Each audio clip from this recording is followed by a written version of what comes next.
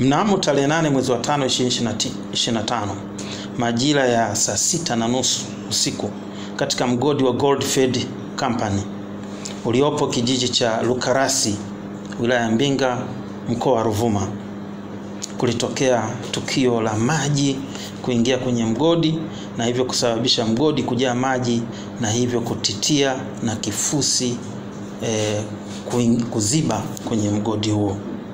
Kufuatia hali hiyo, wachimbaji watatu waliokuwa ndani ya mgodi usiku huo walifukiwa na kifusi hicho na hivyo kupoteza maisha. Jeshi la polisi likiongozwa na jeshi la zimamoto na uokoaji na vyombo vingine vya ulinzi na usalama kwa takriban wiki nzima imekuwa likipambana kuhakikisha watu hao waliokuwa wamefukiwa wanapatikana. Hivyo basi jana tarehe 16 timu hiyo ya uokoaji ilifanikiwa kuopoa miili ya watu wawili.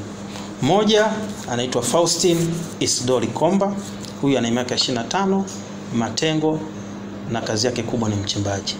Na wa pili ni Oscar Sevelin Komba, miaka yake ni 21, mchimbaji naye ni matengo.